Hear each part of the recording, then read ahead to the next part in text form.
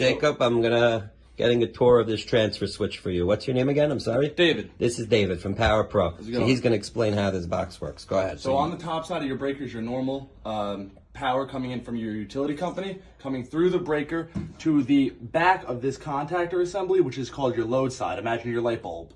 So this goes to your house, into your breaker panel, which is probably located behind this or in here through this junction box. This is what powers your house. These cables are your generator. When I throw this breaker, I'm gonna pretend that there's a power outage in your switch. Utility's not flowing anymore. It'll call to start the generator. This control board up here, you've got your AB power and comm wires. It's your sensing leads to your generator controller. It'll go, okay, we're out of power, start the generator. When it is satisfied voltage on this side and that controller is satisfied, it'll say switch to generator. Right here is your coil. It'll pull in and pull down, and you'll see a flash of light, and then you'll hear it switch over, and then it'll be powering from your generator to your load. So I'm gonna do that right now, okay? It's a little heavy. So now that light goes out, you just lost utility. Generator starting. I just wouldn't stand directly in front of it. But you will hear it. There you go. Whoa. That's it. You are now on generator. So it really snaps like that, huh? Mm-hmm. So how often do we have to check that? You should do it once a year when I'm on site, or every You'll 6 do it. months. You Yep. do it? Is this part of your service Yes. that you do? Yeah, the transfer You test. actually transfer text it to Yeah. make sure that it snaps over. Snaps and powers the house. You got to make sure it's pull and load in case there's any issues with the generator. Right. So what the generator does when it exercises, all it does is turns on for about 15 minutes, and it's your car idling. When I do this, now you're putting it in gear, you're putting load on it. Now it's pulling.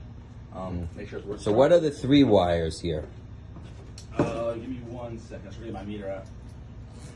Check voltage for you.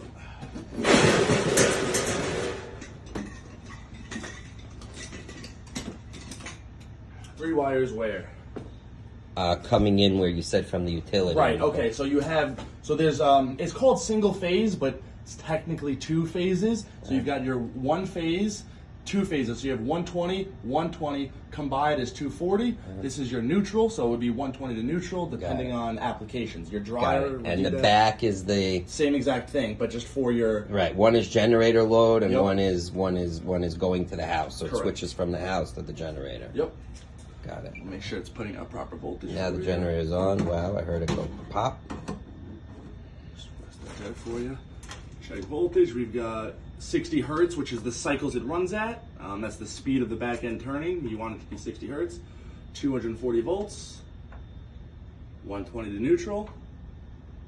120 to neutral. It'll never be a perfect 120 for a generator, but as long as it's right there by 1, you're fine.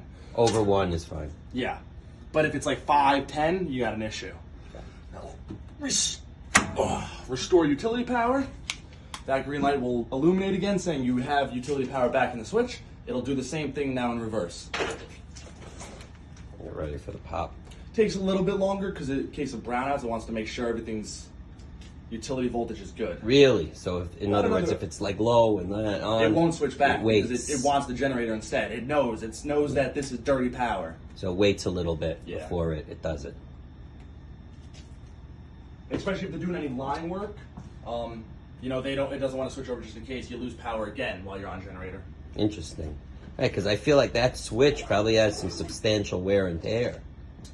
Yeah. That clicking, right? Like It's how like- often does that have to get changed or something? Honestly, if they fail, they fail. That's Right. what I'm doing today. Yeah. But it's like not 1 in a million, but it's very seldom it happens. Because that sounds like a pretty Yeah.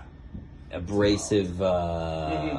They build them beefy, as you can see, especially Yeah. on this switch. It's very large to take that brunt of the force. Right. The smaller transfer switches usually go more often. This is one of the larger home generators that they make? This is right in the middle, I would say. I just did a startup on a 150 kW Kohler, Ooh. just 3 times the size of that. Wow, what Yeah. kind of house is that? He's a huge billionaire in Sands Point. I had to sign an NDA, so I Wow. can't tell you his name, but he's got some money in Sands Point. He's Wow. got 16 acres right on overlooking the water. Wow, and that's the size of his generator. So this is the middle. Yeah. In this neighborhood, This is upper middle, I would say. It's a perfect generator. This is all you need. Yeah. I mean, his is overkill, but that's what they do. But in this neighborhood, there's mostly Most people have like 18 kW. 18. Yeah, the air cools, the 3600 RPM ones. Whatever. It's 18. like lawnmowers. Yeah, Right. not very. Hey, you know, it is what it is. You want to generate, it'll work. Yeah. But wow. So this is the middle. Woo. There you go. Boom. Now you're back on utility. Generator will run for about another 60 seconds and cool down, and then turn off. Okay. Thank you.